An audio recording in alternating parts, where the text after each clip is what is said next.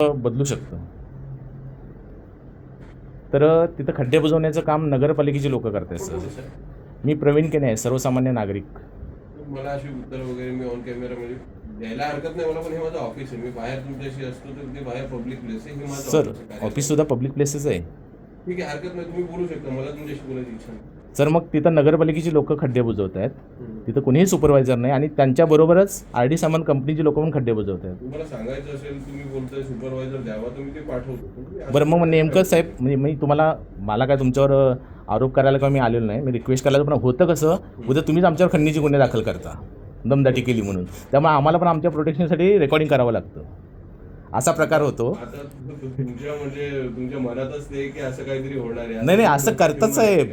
त्यामुळे आम्हाला काय तिथनं इन झाल्यापासून आउट होऊपर्यंत आम्हाला रेकॉर्डिंग ऑन ठेवावं लागतं. बाकी आमचा काही उद्देश नाही आहे. बघा साहेब, तुम्ही चांगली परीक्षा देऊन पास झालेला आहेत आणि तुम्ही चांगलं काम करता, याचा अभिमान आहे.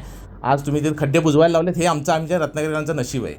पण जेव्हा ते खड्डे बुजवले जात आहेत, आमच्या टॅक्सचा पैसा तिथे खर्च केला जातो आहे, तर तिथे फक्त खाली डांबर टाकला जातो, पाणी आहे तसंच आहे. आणि एका बाजूला तिथं RD सामान कंपनीची लोक ट्रक वगैरे घेऊन तिथं बुजवत आहेत आणि त्यालाच नगरपालिकेचे पण लोक बुजवत आहेत. नेमकं कोण काम करते सर?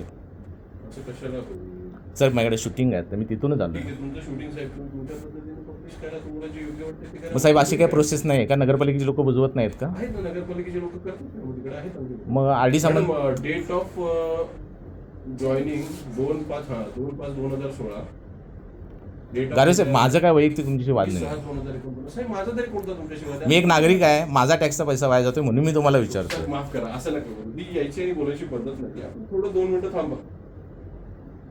सर मी तुमची परवानगी घेऊनच जात आलो. नाही असं नसतं सर. मग कशा पद्धतीने येऊ मी तुम्हाला सांगा? आपण बाहेर थांबा, मी आपल्याला विनंती करतो, बाहेर थांबा आपण. ठीक आहे. मला किती वेळानं उत्तर मिळेल सर? तुमचं जे काही म्हणणं असेल मला लेखी द्या, मी तुम्हाला लेखी उत्तर देईन. ठीक, चालेल.